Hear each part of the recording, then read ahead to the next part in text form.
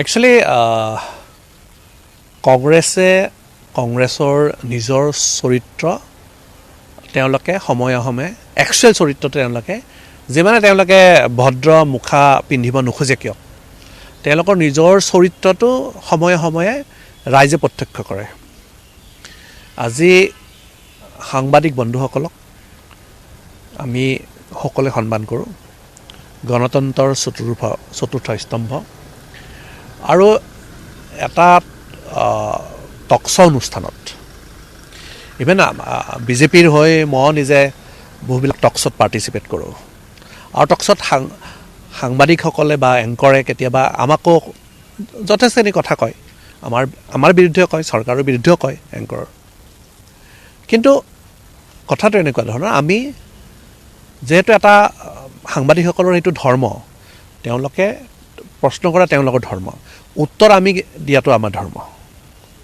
আজি এটা টকশ্বত এজন বিধায়কে, কংগ্ৰেছৰ বিধায়কে আজি যিদৰে এজন সন্মানীয় সাংবাদিকক, এংকৰ সাংবাদিক আৰু প্ৰতিষ্ঠিত চেনেলৰ সাংবাদিকক যিদৰে অপদস্থ কৰিলে MLA আব্দুল ৰছিদ মণ্ডলে ডাঙৰীয়াই, আব্দুল ৰছিদ আলম ডাঙৰীয়াই যিদৰে ব্যৱহাৰ কৰিলে, এইটো চৰম দুৰ্ভাগ্যজনক বিষয়। আৰু পাইকান বনাঞ্চল এইটো অফিচিয়েলি চালেই হ'ল, এজন জনপ্ৰতিনিধি তেওঁ নিজে নাজানে নেকি পাইকান যে বনাঞ্চল হয়?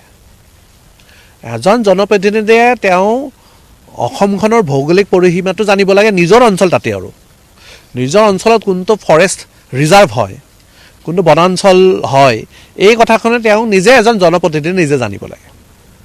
আৰু এজন এংকৰে প্ৰকৃত তথ্যটো দাঙি ধৰোঁতে তেওঁৰ ওপৰত খৰ্গগ্ৰস্ত হৈ তেওঁক একেবাৰে তাচ্ছিল্য কৰি একেবাৰে বেয়াকৈ অপদস্থ কৰাটো চৰম দুৰ্ভাগ্যজনক বিষয়। আৰু মই ভাবোঁ এইটোৰ কাৰণে বিধায়কজনে তেওঁক ক্ষমা খোজা দৰকাৰ।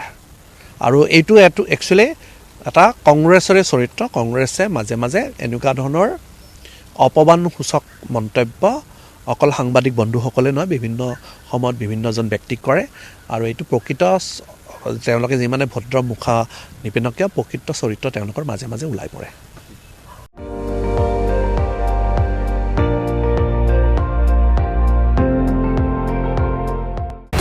আপুনি চাই আছে ND24, সৰ্বশ্ৰেষ্ঠ নহয়, সৰ্বোত্তমৰ দৌৰ।